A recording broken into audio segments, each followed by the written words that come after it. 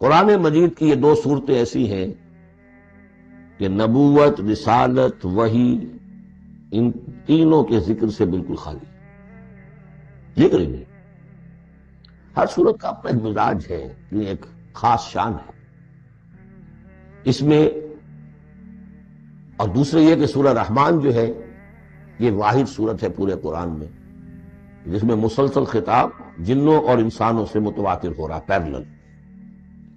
جیسے تو یہ کہ یہ بات میں عرض کر چکا ہوں کہ جنوں میں کوئی نبی نہیں، ان میں روح نہیں ہے، روح آدم میں پھونکی گئی تھی، اور چونکہ ریسیپینٹ آف وحی اس روح، تو ان کے ہاں وحی نہیں ہے، لہذا وہ بھی جو انسانوں میں رسول آئے ہیں انہی کی ہدایت کے پیرو رہے۔ ان میں سے جو اچھے لوگ ہیں، جو نیک لوگ ہیں، وہ ایمان لائے، جس کی ایک مثال ہمارے سامنے آ بھی چکی ہے۔ وہ جنات تھے، حضرت موسیٰ پر ایمان رکھنے والے تھے، تورات کے ماننے والے تھے، اور ان کا گزر ہوا، قرآن انہوں نے سنا، وہ ایمان لے آئے، اور پھر جا کر وہ اپنی قوم میں تبلیغ شروع کر دی۔ تو گویا کہ قرآن مجید میں جب یا ایھا الناس کہا جاتا ہے تو اگرچہ انسان مراد ہیں، لیکن یہ کہ انہی کے تابع خطاب جو ہے وہ جنات سے بھی ہے، لیکن اس صورت میں اس کو کھول دیا۔ باقی یہ اسی پر قیاس کرتے ہوئے پورے قرآن کو سمجھیے کہ اس پورے قرآن کے مخاطب انسان بھی ہے، جنات بھی ہے، لیکن یہاں صرف یہ کہ اس کو ایک ایک قدم کے اوپر تسنیہ کا صیغہ، فَبِأَيِّ آلَاءِ رَبِّكُمَا تُكَذِّبَانِ فَبِأَيِّ آلَاءِ رَبِّكُمَا تُكَذِّبَانِ یا معاشر الجن والانس، اے انسانوں اور اے جنات کی جماعتوں، جو کھل کر جو ہے صراحت کے ساتھ جو ہے انسانوں کے ساتھ جنات کا ذکر اور ان کو ان سے خطاب، تو صرف اس ایک صورت میں پورے قرآن مجید میں۔ ایک اور بات یہ ہے کہ اس میں دو دو جنتوں کا تذکرہ ہے، اور سورہ واقعہ میں بھی ایسا ہی ہے۔ ان دونوں میں ترتیب عجیب ہے مضامین کے اعتبار سے، جس کو کہ آپ مرر امیج کہتے ہیں۔ آج کل مکان بہت سے بنتے ہیں ایسے کہ بالکل مرر امیج ہوتے ہیں کہ یوں لا کے ملا دیے تو ایک جیسے ہوں گے۔ ڈرائنگ روم جڑے ہوئے ہیں، پھر کوئی بیڈ روم ہے، وہ ادھر ہے، پھر ادھر آخر میں پورچ ہے، وہی نقشہ ادھر ہے، وہی نقشہ ادھر ہے، تو گویا کہ ہے مرر امیج۔ تو ان دونوں صورتوں میں مضامین جو ہے مرر امیج کے ساتھ۔ سورہ رحمان میں قرآن مجید کی عظمت کا بیان اور اس کا جو حق ہے جو انسانوں کو ادا کرنا چاہیے اس کو مضمر کیا، اور عظمت قرآن کا بیان کیا۔ یہ شروع ہو رہی ہے صورت اس سے۔ سورہ واقعہ میں وہ آخر میں آئے گا قرآن کی عظمت کا بیان، اور جو لوگ کہ اس کا حق ادا نہیں کرتے ان کا انجام۔ پھر اس میں اس کے بعد جو ہے پہلے ذکر ہے اہل جہنم کا، اور اس کے بعد ہے دو طرح کی جنتوں کا، دو درجے ہیں اہل جنت کے، لیکن وہاں کیا ہے؟ پہلے تذکرہ ہے دو کامیاب گروہوں کا، اور پھر آخر میں تذکرہ ہے جہنمیوں کا۔ اس اعتبار سے اس میں مضامین کی بڑی گہری مناسبت بھی ہے، اور ایک مرر امیج کی ترتیب سے یہ عکسی ترتیب ان کے مضامین میں ہے۔ سورۃ الرحمن، بسم اللہ الرحمن الرحیم، نوٹ کر لیجئے یہ ترجیحی جو آیت ہے اس میں 31 مرتبہ آئی ہے۔ کل آیات 78 ہیں، جن میں سے 31 جو ہیں وہ تو در حقیقت فَبِأَيِّ آلَاءِ رَبِّكُمَا تُكَذِّبَانِ اس کی تکرار ہے۔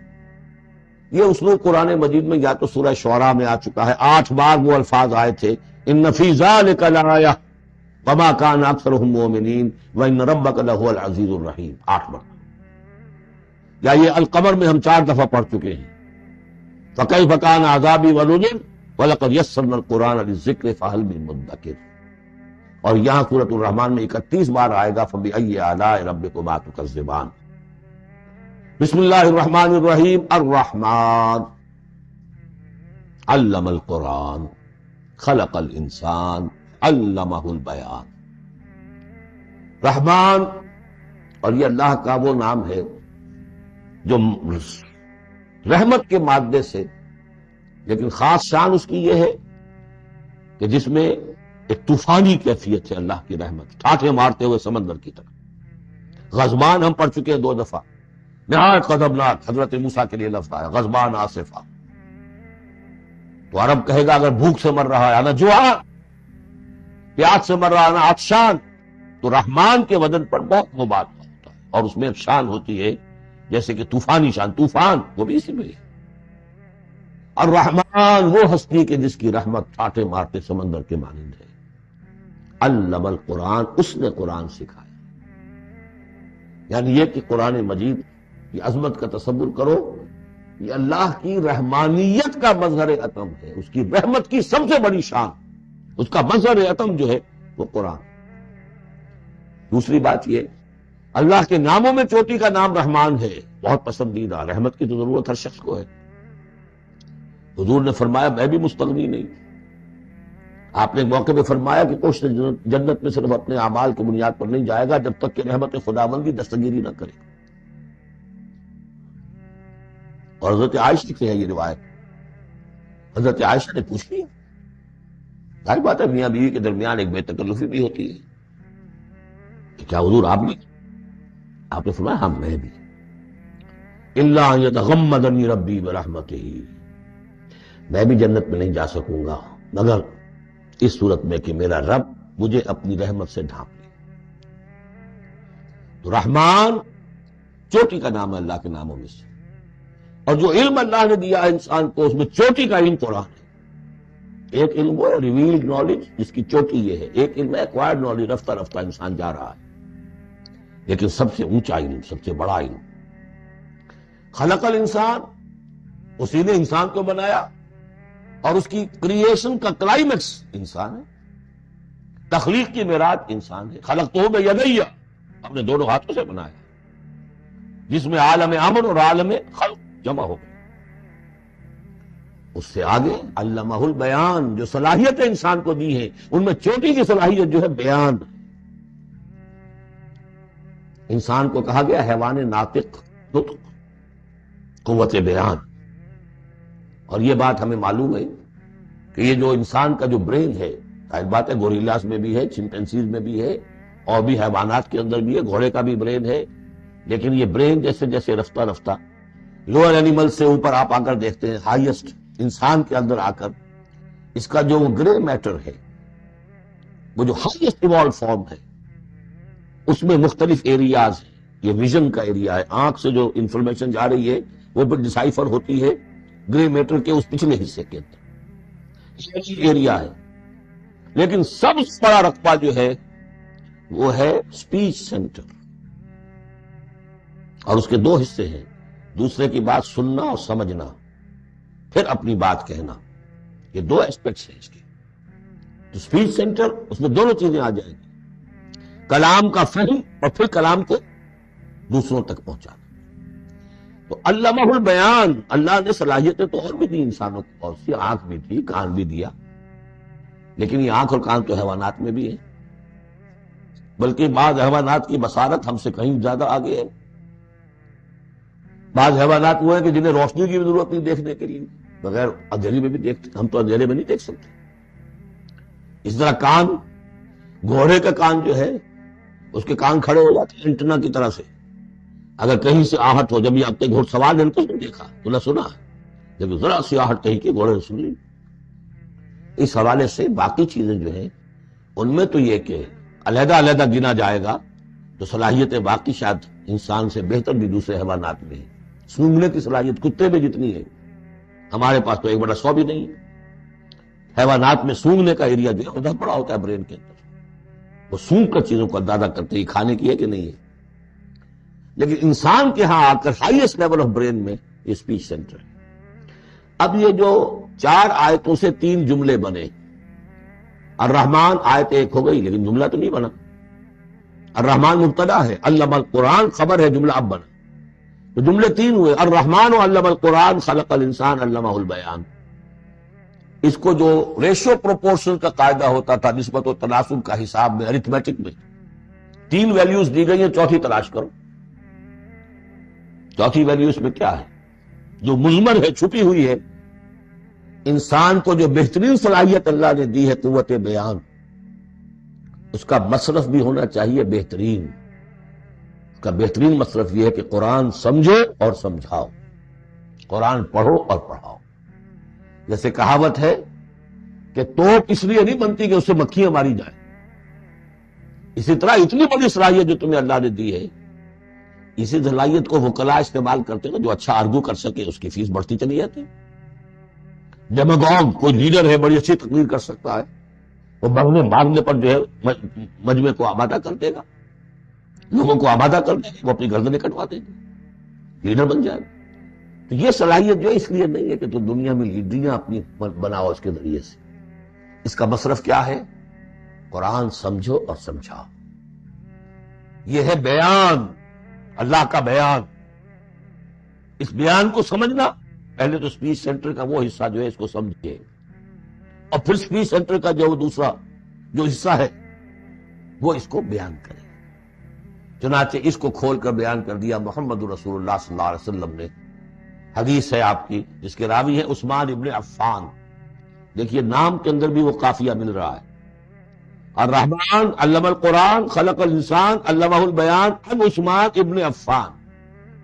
اب عفان کے بیٹے عثمان نے روایت کیا، حضور نے فرمایا خیرکم من تعلم القرآن وعلمہ، اور خیر یہاں پر سپر کے سنس میں آ رہا ہے، تم میں بہترین لوگ وہ ہیں جو قرآن سیکھیں اور سکھائیں۔ اب سورہ قمر کے فوراً بعد یہ وَلَقَدْ يَسَّرْنَا الْقُرْآنَ لِلذِّكْرِ فَهَلْ مِن مُدَّكِرٍ الرحمن علم القرآن خلق الانسان علمہ البیان الشمس والقمر بحسبان۔ یہ سورج اور چاند سب ایک حساب کے ساتھ ہیں، ان کی گردش حساب کے ساتھ ہے، اسی حساب سے دن بن رہے ہیں، راتیں بن رہی ہیں، ہفتے اور سال اور مہینے بن رہے ہیں۔ والنجم والشجر یسجدان، نجم جو ہے تو ستارے، سورج اور چاند کی مناسبت سے تو اس کے لیے ستارے کی مفہوم ہے، لیکن نجم جو عربی زبان میں جھاڑیوں کو بھی کہتے ہیں جو زمین میں ہوتی ہے، کیونکہ یہ ستارے بھی زمین میں اتنے نظر آتے ہیں جیسے کہ جھاڑیاں ہوں۔ تو النجم والشجر یسجدان، شجر کے حوالے سے اگر ترجمہ کرتے ہیں تو وہ جھاڑیاں، یہ بھی سجدہ کرتے ہیں، اللہ کے سامنے سربسجود ہوتے ہیں، ان کے سائے، جیسا کہ کئی دفعہ آ چکا ہے۔ وَالسَّمَاءَ رَفَعَهَا وَوَضَعَ الْمِيزَانَ، اور آسمان کو اس نے بلند کیا اور اس میں رکھے ترازو۔ یہاں اس سے مراد وہ ترازو نہیں ہے جو کہ تولتی ہے دنیا کے اندر، اس میں بیلنس ہے، کاسمک بیلنس۔ آسمان اور زمین کے اندر، آسمان میں جتنے اجرام سماویہ ہیں، ان کو جو چیز تھامے ہوئے ہے، قائم رکھے ہوئے ہے، وہ ایک بیلنس ہے۔ جو کشش ثقل ہے، ان کی مختلف، یہ سب ایک دوسرے کو کھینچ رہے ہیں، اور ادھر ادھر سے دونوں طرف سے جو کھینچ ہے وہ ہر کرے کو اپنی جگہ پر رکھے ہوئے ہیں۔ یہ بیلنس جب ذرا سا گڑبڑ ہوگا اور یہ کرے آپس میں ٹکرا جائیں گے۔ فاصلے ہی کہیں تو ہوتا ہے conversely proportional to the distance, لہذا وہ جو گریویٹیشنل فورس ہے، اگر ایک طرف سے ذرا فاصلہ کم ہو گیا، اس کا مطلب دوسری طرف بڑھ گیا، تلپٹ ہو جائے گا۔ تو یہ کاسمک بیلنس ہے۔ وَالسَّمَاءَ رَفَعَهَا وَوَضَعَ الْمِيزَانَ أَلَّا تَطْغَوْا فِي الْمِيزَانِ، دیکھو اس میزان میں، اس توازن میں، یہ جو بیلنس ہے یہاں کا، اس میں کوئی کمی بیشی نہ کرو، بد زیادتی کرو۔ وَأَقِيمُوا الْوَزْنَ بِالْقِسْطِ وَلَا تُخْسِرُوا الْمِيزَانَ، اور قائم رکھو وزن کو قسط کے ساتھ، عدل کے ساتھ، اور اس کے اندر کہیں کوئی کمی نہ کرو، نہ تطغوا نہ تخسر، نہ کمی نہ زیادتی۔ کہیں فاصلہ بڑھ جائے گا تب بھی خرابی، کہیں فاصلہ کم ہو جائے گا تب بھی خرابی۔ وَالْأَرْضَ وَضَعَهَا لِلْأَنَامِ، الفاظ کی مناسبت سے بعض لوگوں نے سمجھا کہ ترازو ہی مراد ہے، تو ٹھیک ہے، اس میں کوئی حرج نہیں ہے اگر مراد لی جائے، لیکن ترتیب دیکھیے جس طرح یہ آ رہا ہے الشمس والقمر بحسبان۔ اب اس کے حوالے سے یہ گویا کہ کاسموس کی بات ہو رہی ہے، اس کاسموس کی بات کے بعد نیچے اتر کے وَالْأَرْضَ وَضَعَهَا لِلْأَنَامِ، تدریجاً نیچے آ رہے ہیں، اور زمین کو ہم نے بنا دیا، رکھ دیا لوگوں کے لیے، پست کر دیا، ان کے قدموں میں بچھا دیا اپنی مخلوقات کے لیے، اور مخلوقات میں انسان بھی ہیں، جنات بھی ہیں۔ فیہا فاکہۃ، اس میں میوے ہیں، والنخل، اور کھجوریں ہیں، ذات الاکمام، جن پر کے غلاف چڑھے ہوتے ہیں، والحب ذو العصف، اور اناج ہے جس کے ساتھ بھس بھی ہوتا ہے، والریحان، اس کے دو ترجمے ہیں، ایک تو یہ کہ اور خوشبودار پھول بھی ہے، یا یہ کہ اور دوسری غذائیں بھی ہیں۔ فَبِأَيِّ آلَاءِ رَبِّكُمَا تُكَذِّبَانِ، عام طور پر جو ترجمہ ہے اس میں آلہ کا ترجمہ کیا گیا ہے نعمتیں، لیکن اصل میں یہاں نعمت، قدرت، ان دونوں کو جمع کیجیے۔ کہیں وہ نعمت کا تذکرہ ہے، کہیں اللہ کی قدرت کا، اس کی قدرت کی نشانیاں ہیں۔ فَبِأَيِّ آلَاءِ رَبِّكُمَا تُكَذِّبَانِ، تو تم اپنے رب کی کون کون سی نعمتوں اور قدرتوں کا انکار کرو گے۔ تُكَذِّبَانِ صیغہ ہے تثنیہ کا، دونوں سے خطاب ہو رہا ہے، انسانوں سے اور جنوں سے، اور یہ بات آگے چل کر واضح ہو جائے گی۔ خلق الانسان من صلصال کالفخار، ہم نے بنایا انسان کو اس صلصال سے، اس سوکھی ہوئی خشک مٹی سے، وہ گارا سنا ہوا گورا، صلصال من حمئی مسنون، اور جب وہ اتنا سوکھ گیا کہ کھنکنے لگا، کالفخار جیسے ٹھیکرا ہوتا ہے، اسے بنایا۔ وخلق الجان من مارج من نار، اور جنات کو ہم نے بنایا آگ کی لپٹ سے، جس کو کہ ہم اس سے پہلے پڑھ چکے ہیں سورہ ہجر میں، نار السموم، لو جیسی ہوتی ہے جس کے اندر کی آگ ہوتی ہے۔ تو ایسے ہی وہ جو فلیم ہوتا ہے، شعلہ، اس کا ایک حصہ تو ہے جو نظر آتا ہے اور ایک حصہ وہ جو نظر نہیں آتا، وہ جو اوپر کا حصہ ہے وہ ہے جب سب سے زیادہ ہیٹ ٹیمپریچر ہائیسٹ وہاں ہوتا ہے، وہ ہے مارج من نار۔ فبأي آلاء ربكما تكذبان، رب المشرقین و رب المغربین، وہ رب ہے مشرقوں کا بھی، دونوں مشرقوں کا اور دونوں مغربوں کا۔ یہ تسنیہ کی جو مناسبت سے یہاں پر مشرقین و مغربین کا، کہیں مشارق والمغارب ہے، رب المشارق والمغارب، کہیں مشرق و مغرب ہے، اور یہ سب ٹھیک ہے، مشرق و مغرب واحد کی حیثیت سے بھی درست ہے۔ اور مشرقین اور مغربین، اس وقت کا جو مشرق ہے جہاں سورج نکل رہا ہے، اس کے مقابلے میں مغرب ہے جہاں وہ ڈوبے گا، لیکن وہی مغرب وہ مشرق ہے دوسرے، ہمارا جو پیچھے جو حصہ گلوب کا اس کا مشرق ہے، اور جو ہمارا مشرق ہے وہ اس کا مغرب ہے، تو دو مشرق دو مغرب۔ تو یہ کہ ہر نقطہ جو ہے زمین پر وہ مشرق بھی ہے مغرب بھی ہے، کسی نہ کسی وقت وہاں پر سورج جو ہے طلوع ہو رہا ہے، کبھی وہاں پر غروب ہو رہا ہے، تو مشارق والمغارب۔ لیکن یہاں پر تسنیہ کی مناسبت سے رب المشرقین و رب المغربین، دونوں مشرقوں کا رب مالک اور دونوں مغربوں کا۔ فبأي آلاء ربكما تكذبان، مرج البحرین یلتقیان، اس نے چلا دیے دو دریا جو آپس میں ملے ہوئے بھی ہیں، بینہما برزخ لا یبغیان، لیکن ان کے مابین ایک ایسا پردہ حائل ہے کہ وہ ایک دوسرے میں گھستے نہیں ہیں، داخل نہیں ہوتے، اپنی حد کے اندر رہتے ہیں۔ یہ ہے گرم روئیں چلتی ہیں ٹھنڈے پانی کے سمندر میں، یا جیسے کہ کابل پر نظر آتا ہے دو دریا چل رہے ہیں، دریائے سندھ کا پانی علیحدہ نظر آ رہا ہے اور دریائے کابل کا علیحدہ نظر آ رہا ہے، اور یہ اٹک پر نظر آتا ہے، اور کافی دور تک پھر یہ علیحدہ علیحدہ چلتے نظر آتے ہیں۔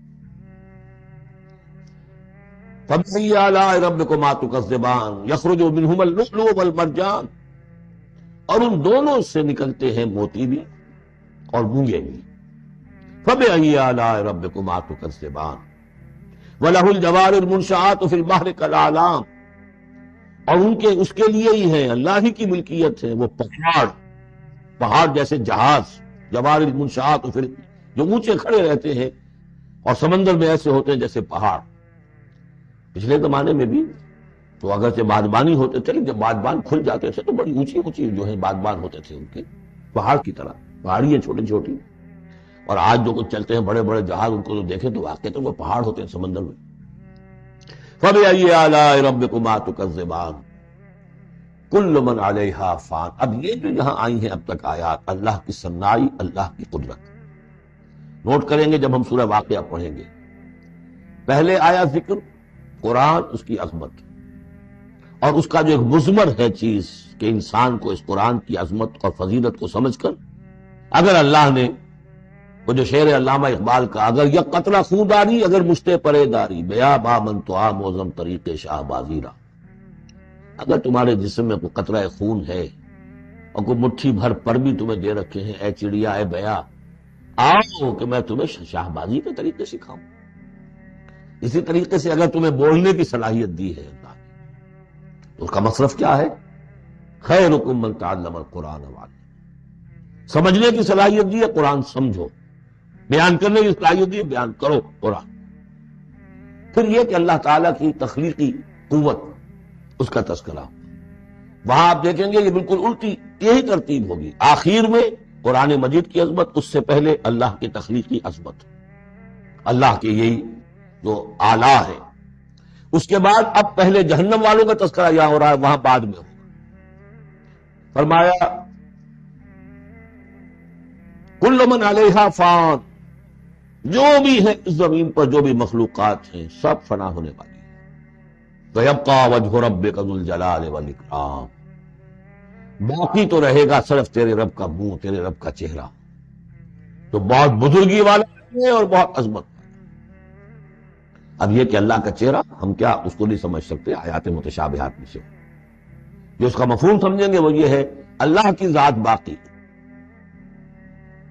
باقی سب چیز اللہ تعالیٰ کے سوا سب فانی، پوٹینشلی سب فانی ہے. اپنے طور پر سب کسی کا وجود جو ہے اپنے بل پر قائم نہیں. اللہ جب تک قائم رکھے تو در حقیقت وہ خود اپنے بل پر قائم نہیں ہے، وہ تو اللہ تعالیٰ نے قائم رکھا ہوا. کل من علیہا فان، اللہ باقی من کل فان، اللہ ہی باقی ہے، باقی تمام فانی. وَيَبْقَى وَجْهُ رَبِّكَ ذُو الْجَلَالِ وَالْإِكْرَامِ فَبِأَيِّ آلَاءِ رَبِّكُمَا تُكَذِّبَانِ يَسْأَلُهُ مَنْ فِي السَّمَاوَاتِ وَالْأَرْضِ، جو بھی ہے آسمان اور زمین میں وہ سب اس کے در کے سوالی ہیں، اسی سے مانگ رہے. وجود بھی ملا ہے اسی سے، حیات کسی کے پاس ہے دی ہوئی ہے اسی کی، کوئی صلاحیت ہے تو دی ہوئی ہے اسی کی، کوئی ذہانت ہے تو دی ہوئی ہے اسی کی، روز کا رزق جو آ رہا ہے اسی کھاتا ہے. ہر ایک سائل جو سورہ محمد میں ہم نے پڑھا کہ تم سب فقراء ہو واللہ هو الغنی وانتم الفقراء، تم سب کے سب محتاج ہو، تمہارا وجود مستعار، تمہاری حیات مستعار، تمہیں علم جو دیا اس نے دیا جتنا دیا. فلا یحیطون بشیء من علمہ الا بما شاء، تو تمہاری کیفیت یسألہ من فی السماوات والارض، اسی سے مانگتا ہے جو بھی ہے آسمانوں میں اور زمین میں. کل یوم ہوا فی شان، وہ ہر دن ایک شغل میں ہے، اس کی ایک مصروفیت ہے. یہاں میرے نزدیک اشارہ ہے اسی بات کی طرف، یدبر الامر من السماء الى الارض ثم يعرج الیہ فی یوم کان مقدارہ الف سنۃ مما تعدون. تدبیر امر ہے، ایک دن کی تدبیر وہ کرتا ہے، کیا کچھ اگرچہ وہ ایک دن اس کا 1000 سال کا ہے، اس میں کیا کیا ہونا ہے، کس طرح سے ہونا ہے، پھر وہ احکام کی تنفیذ ہوتی ہے، پھر اس کی رپورٹ ہے، اس کو واپس جاتی ہے. تو کل یوم ہوا فی شان، وہ کوئی ایک یوں سمجھیے کہ کوئی اسٹیٹک کوئی حقیقت نہیں ہے، خود اس کی مصروفیات. کل یوم ہوا فی شان، نئی شان کے ساتھ اس کا ظہور ہوتا ہے. کل یوم ہوا فی شان فبأی آلاء ربکما تکذبان سنفرغ لکم ایھا الثقلان. اب یہاں پر کھل کر بات کی کہ یہ تکذبان کیوں کہا جا رہا ہے. ہم جلد ہی فارغ ہو جائیں گے تمہارے لیے، اے دو بھاری قافلوں، اے انسانوں کا قافلہ اور اے جنات کے قافلے. ابھی جو ہے اس کائنات کو ہم نے چلایا ہوا ہے، ابھی مہلتیں ہم نے دے رکھی ہیں، وقت مقرر کیا ہوا ہے، اجل مسمى ہے اس کائنات کی بھی اور ہر قوم کی بھی. لکل امت اجل، ہر امت کے لیے بھی ایک اجل ہے، ہر ایک فرد کی اجل ہے، وہ سب ہے. لیکن القریب ہم فارغ ہو جائیں گے تمہارے لیے، تمہیں اپنے پاس بلا دیں گے، تم سے حساب کتاب لیں گے، تم سے پوچھ گچھ ہوگی. فبأی آلاء ربکما تکذبان، تو اے جنات اور اے انسانوں کی جماعت ہو، تم اپنے رب کی کن کن نعمتوں کا اور کن کن سنائیوں کا، کن کن قدرتوں کا انکار کرو گے.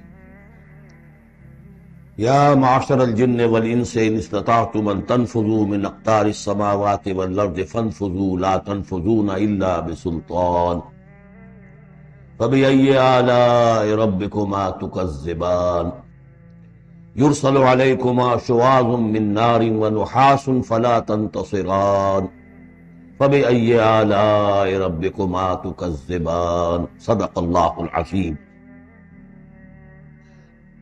کیونکہ اس سے پہلے آیت آ چکی ہے سنفرغ لکم ایھا الثقلان، قات میں سے ایک قافلہ انسانیت اور ایک قافلہ جو جنوں پر مشتمل ہے. اب یہاں اس آیت میں، آیت نمبر 33 میں براہ راست ان سے خطاب ہے، اے گروہ جن اور اے گروہ انس، یا معاشر الجن والانس ان استطعتم، اگر تمہارے اندر استطاعت ہے، طاقت رکھتے ہو، ان تنفذوا من اقدار السماوات والارض، کہ تم نکل بھاگو آسمانوں اور زمین کے دائروں سے، کناروں سے، تنفذو تو نکل جاؤ، لا تنفذون الا بسلطان نہیں نکل سکو گے مگر اللہ تعالیٰ کی سرحد کے ساتھ۔ یہ آیت مبارکہ مشکلات القرآن میں سے ہے، پوری طرح ہم شاید ابھی نہ سمجھ پائیں جب تک کہ اور ہمارا علم جو ہے کائنات کے بارے میں، کاسموس کے بارے میں اور علم بڑھ نہیں جاتا۔ لیکن یہ کہ عام طور پر یہ سمجھا گیا ہے کہ یہ انسان اور جن جو ہیں ایک حد تک ان کی رسائی ہے اس کائنات کے اندر، اس سے آگے نہیں۔ جیسے کہ آ چکا ہے، میں پہلے بھی بیان کیا ہے کہ جنات کے لیے غالباً یہ ہمارا جو سولر سسٹم ہے یہ پورا جو ہے یہ ان کی جولان گاہ ہے، اس میں یہ جائیں جدھر جائیں چلے جائیں، اس سے آگے نہیں۔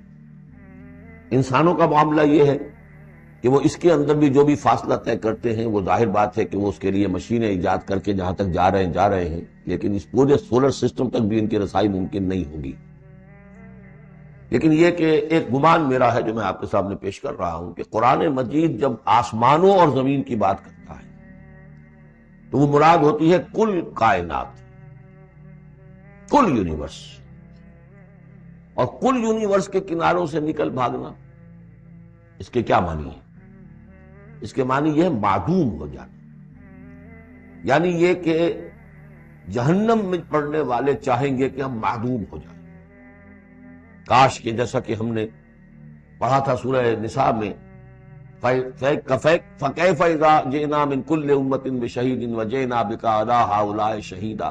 اس روز انسان چاہیں گے کہ اس طرح زمین شق ہو جائے، وہ اس پہ دھس جائے اور زمین اوپر سے برابر کر دی جائے۔ یہ تو ہوگا یوم الحساب کو۔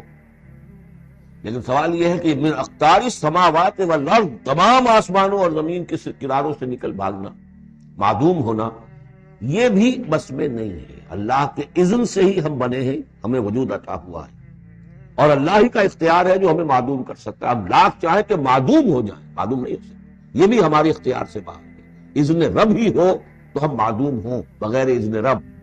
یہاں پر ویسے جو اللہ بسلطان، اللہ کا حکم، اللہ کی مرضی، اللہ کی سند، اس طرح کی کوئی بات ہے، اگرچہ عام طور پر بات وہ سمجھی گئی ہے جو پہلے میں نے بتایا، میرا گمان یہ ہے واللہ اعلم۔ بہرحال مشکلات القرآن میں سے ہے۔ فَبِأَيِّ آلَاءِ رَبِّكُمَا تُكَذِّبَانِ، تو تم اپنے رب کی کن کن نعمتوں اور کن کن صناعیوں اور کاریگریوں اور کن کن قدرتوں کا انکار کرو گے۔ یُرْسَلُ عَلَيْكُمَا شُوَاظٌ مِّن نَارٍ، تم پر پھینکے جائیں گے شعلے بھڑکتے ہوئے آگ کے، وَنُحَاسٌ، اور دھواں ملا ہوا، وہ آگ جس میں کہ دھواں ملا ہوا ہو، فَلَا تَنتَصِرَانِ، پھر تم بدلہ نہیں لے سکو گے۔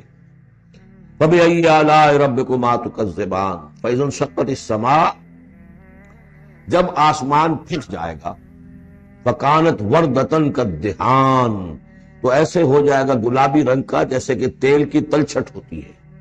جب تیل کو صاف کیا جاتا ہے تو اس کے نیچے جو تلچھٹ رہ جاتی ہے گلابی رنگ کی۔ فَبِأَيِّ آلَاءِ رَبِّكُمَا تُكَذِّبَانِ فَيَوْمَئِذٍ لَا يُسْأَلُ عَنْ ذَنبِهِ إِنسٌ وَلَا جَانٌ، تو اس روز کوئی پوچھنے کی ضرورت نہیں ہوگی ان کے گناہوں کے بارے میں، نہ انسانوں سے نہ جنوں سے۔ اللہ تعالیٰ پوچھے گا، حساب کتاب بھی ہوگا، لیکن یہ کہ اپنی جگہ پر ہر ایک کے چہرے پر لکھا ہوگا اس کا انجام۔ بل الانسان علی نفسہ بصیرہ، چنانچہ کئی جگہ قرآن مجید میں نقشہ کھینچا گیا ہے، میدان قیامت میں جب لوگ کھڑے ہوں گے، کچھ لوگوں کے چہرے تر و تازہ ہوں گے، کچھ لوگوں کے اوپر مردنی چھائی ہوئی ہوگی۔ اس کی مثال بہترین ہوتی ہے ہائی سکولز کے اندر، ہر سال جب ڈکلیئر کرتے ہیں امتحان، سالانہ امتحان کا نتیجہ، تو جب کھڑے ہوتے ہیں طالب علم سننے کے لیے، تو بعض لوگوں کے چہروں کے اوپر لکھا ہوتا ہے کہ یہ فیل ہونے، اس لیے کہ انہیں معلوم ہے لکھ کر کے آئے تھے ہم، اور بعض کے چہرے تر و تازہ ہوتے ہیں، انہیں اگر فکر ہوتی ہے تو اس کی کہ میں فرسٹ آتا ہوں یا نہیں آتا، بس اس کی تشویش ہو سکتی ہے، لیکن یہ کہ انہیں کوئی اندیشہ یہ نہیں ہوتا کہ وہ فیل ہو جائے گا۔ تو فَيَوْمَئِذٍ لَا يُسْأَلُ عَنْ ذَنبِهِ إِنسٌ وَلَا جَانٌ، اس دن پوچھا جانا ضروری نہیں ہوگا کسی سے بھی، نہ جن سے نہ انس سے، ان کے گناہ کے بارے میں۔ فَبِأَيِّ آلَاءِ رَبِّكُمَا تُكَذِّبَانِ يُعْرَفُ الْمُجْرِمُونَ بِسِيمَاهُمْ، پہچان لیے جائیں گے مجرم اپنے چہروں سے، چہرے ان کے اترے ہوئے ہوں گے، انہیں تو معلوم ہوگا۔ يُعْرَفُ الْمُجْرِمُونَ بِسِيمَاهُمْ فَيُؤْخَذُ بِالنَّوَاصِي وَالْأَقْدَامِ، پھر ان کو پکڑا جائے گا ان کی پیشانی کے بالوں سے اور پاؤں سے، یعنی ہر ایک کو کوئی فرشتہ جو ہے وہ ادھر سے اس کی پیشانی کے بال پکڑے گا اور ادھر سے اس کی ٹانگیں پکڑ کر ٹاس کرے گا اسے، فَبِأَيِّ آلَاءِ رَبِّكُمَا تُكَذِّبَانِ هَٰذِهِ جَهَنَّمُ الَّتِي يُكَذِّبُ بِهَا الْمُجْرِمُونَ، جب پھینکا جائے گا اسے جہنم میں، یہ ہے وہ جہنم کہ جس کو جھٹلاتے رہے تھے وہ لوگ کہ جو جھٹلانے والے تھے. هَٰذِهِ جَهَنَّمُ الَّتِي يُكَذِّبُ بِهَا الْمُجْرِمُونَ، جسے مجرم گناہگار جھٹلاتے رہے. یطوفون بینہا و بین حمیم آن، اب وہ چکر لگاتے رہیں گے، اس آگ سے نکلیں گے، پانی پینا چاہیں گے تو وہ پانی کھولتا ہوگا، حمیم آن، کھولتے پانی کے اور اس آگ کے درمیان. فَبِأَيِّ آلَاءِ رَبِّكُمَا تُكَذِّبَانِ، اب یہ تو اہل جہنم کا انجام ہے جو یہاں بیان ہو گیا. یہاں جنتیوں کے انجام سے پہلے ان کا بیان ہے.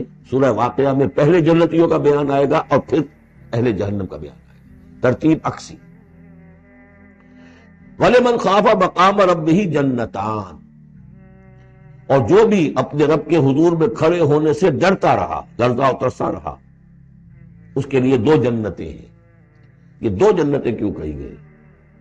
اس کے لیے جو توجیہ میری سمجھ میں آئی ہے اس میں مجھے خاصا اطمینان ہے، انشراح ہے کہ جنتیں جو جنوں کے لیے ہوں گی وہ علیحدہ جنت ہے، انسانوں کے لیے علیحدہ ہے. ظاہر بات ہے دونوں کے احساسات جدا ہیں، دونوں کے ذوق جدا ہیں، دونوں کے مذاق جدا ہیں. لہذا ایک جنت ہے کہ جو انسانوں کے لیے ہے اور ایک جنت ہے کہ جو جنات کے لیے ہے.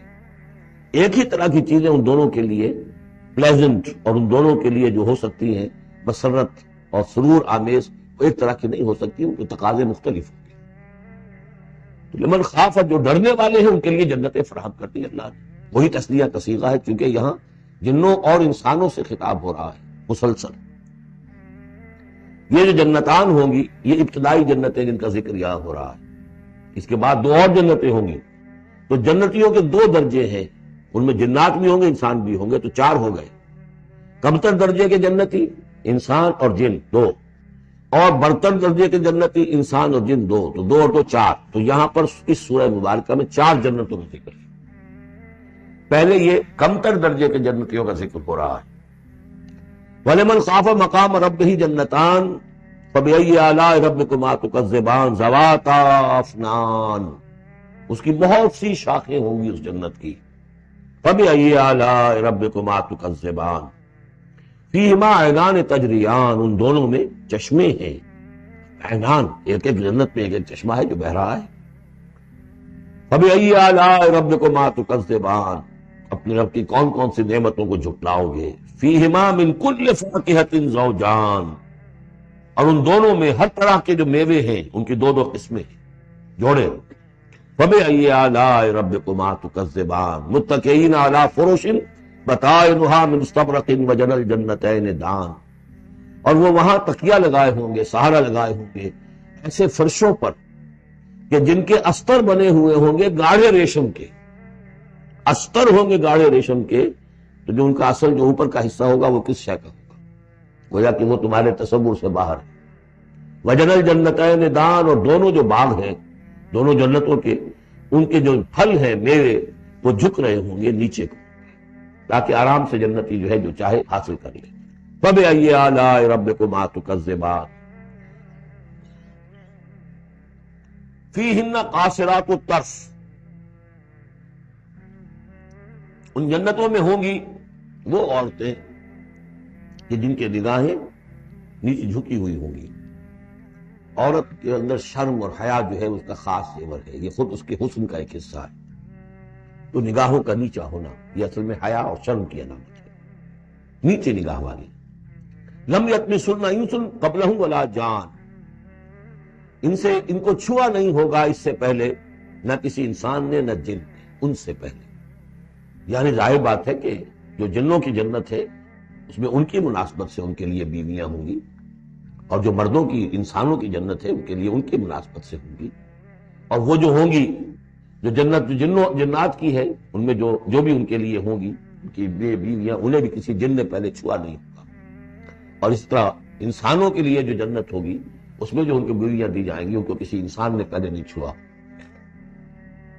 فَبِأَيِّ آلَاءِ رَبِّكُمَا تُكَذِّبَانِ كَأَنَّهُنَّ الْيَاقُوتُ وَالْمَرْجَانُ، وہ جو ہوں گی بیویاں دی جائیں گی ان جنتوں میں وہ ایسے ہوں گی جیسے لال اور مونگے. فَبِأَيِّ آلَاءِ رَبِّكُمَا تُكَذِّبَانِ، جزاء الاحسان الا الاحسان، کیا احسان کا، بھلائی کا، نیکی کا بدلہ احسان اور بھلائی کے سوا بھی کچھ ہو سکتا ہے؟ ان لوگوں نے اللہ کے لیے، اللہ کے دین کے لیے، اللہ کے احکام کی پابندی میں جو کچھ بھی انہوں نے محنتیں کی، کوششیں کی، اب ظاہر بات ہے کہ اللہ تعالیٰ کو اس کا بدلہ انہیں دینا ہے انہی صورتوں میں۔ وَمِن دُونِهِمَا جَنَّتَانِ، اور ان سے پرے دو جنتیں اور ہیں۔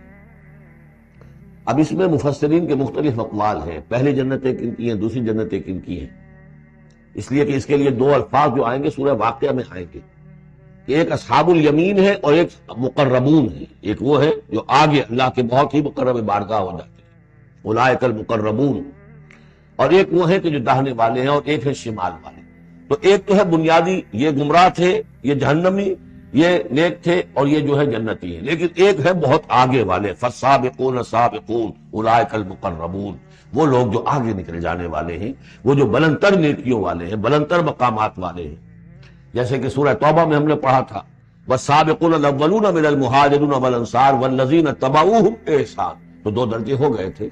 تو اس طرح یہاں پر جو میرے نزدیک پہلی جنتوں کا تذکرہ جو ہے وہ در حقیقت ہے جو کم تر جنتی ہیں، اصحاب الیمین، اور اب جو تذکرہ ہو رہا ہے وہ ہے جنت ان کی کہ جو مقربین بارگاہ ہیں، سابقین۔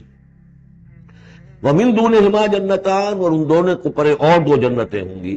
فَبِأَيِّ آلَاءِ رَبِّكُمَا تُكَذِّبَانِ، یہ بھی دو ہوں گی، ایک جنات کے لیے اور ایک انسانوں کے لیے۔ مُدْحَامَّتَانِ، بڑے گہرے سبز رنگ کی جنتیں ہوں گی، سبز کاہی جسے ہمارے ہاں کہا جاتا ہے، گہرا سبز، سیاہی مائل سبز، اتنی گہرا سبز ہو کہ سیاہی مائل ہو جائے۔ یہ میں ابھی عرض کروں گا، اس کی ایک خاص پس منظر ہے۔ فَبِأَيِّ آلَاءِ رَبِّكُمَا تُكَذِّبَانِ فِيهِمَا عَيْنَانِ نَضَّاخَتَانِ، اس میں دو چشمے ہیں ابلتے ہوئے۔ فَبِأَيِّ آلَاءِ رَبِّكُمَا تُكَذِّبَانِ فِيهِمَا فَاكِهَةٌ وَنَخْلٌ وَرُمَّانٌ، اس میں میوے ہیں، کھجوریں ہیں، انار ہیں۔ فَبِأَيِّ آلَاءِ رَبِّكُمَا تُكَذِّبَانِ، یہ یوں سمجھیے کہ ایک تو ہے خالص عربی ذوق، اور عرب کا جو ایک خاص ماحول تھا، اور خاص طور پر عرب کا وہ علاقہ جس میں قرآن نازل ہوا ہے، حجاز، پہاڑی علاقہ ہے، اس میں جب آتے تھے چشمے اور جب بہہ جاتی تھی وادیاں تو ابلتی ہوئی پہاڑی، چونکہ چشمے جیسے ہوتے ہیں پہاڑی نالے، تو ان کے اندر جوش و خروش ہوتا ہے۔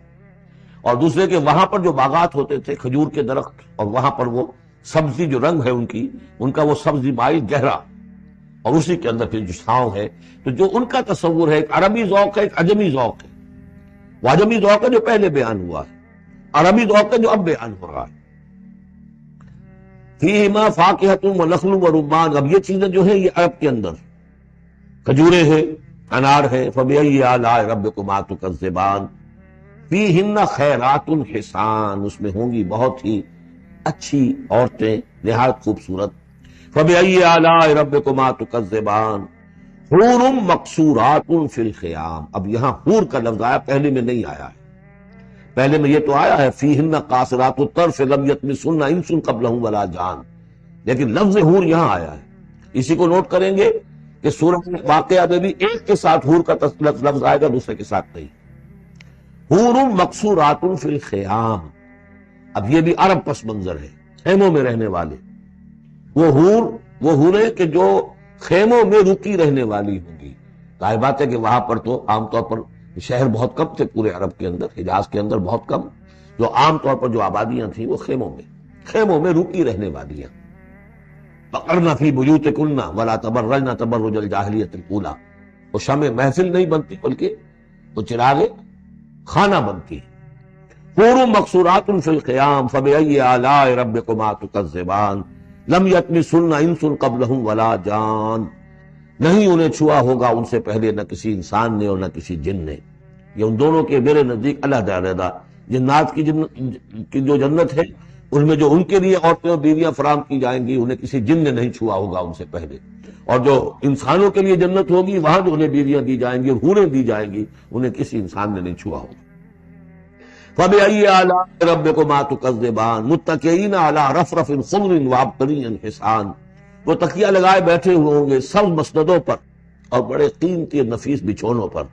فَبِأَيِّ آلَاءِ رَبِّكُمَا تُكَذِّبَانِ تَبَارَكَ اسْمُ رَبِّكَ ذِي الْجَلَالِ وَالْإِكْرَامِ، بابرکت ہے نام تیرے رب کا جو بہت ذی الجلال بڑائی والا ہے اور اکرام عظمت والا ہے۔ اب اس میں آپ نے دیکھا نبی، رسول، کتاب، کسی کا کوئی تذکرہ نہیں، اللہ اور آخرت، جنت اور دوزخ، باقی اللہ کی کریٹو جو اس کی ایکٹیویٹی ہے، آیات آفاقیہ، آیات انفسیہ، تذکیر بآلاء اللہ، ان کا ذکر ہے۔ تو منفرد ہیں یہ صورتیں دونوں اس اعتبار سے، اور جوڑا ہونے کے وہ نسبت آپ کو بڑی نمایاں نظر آئے گی اس پہ۔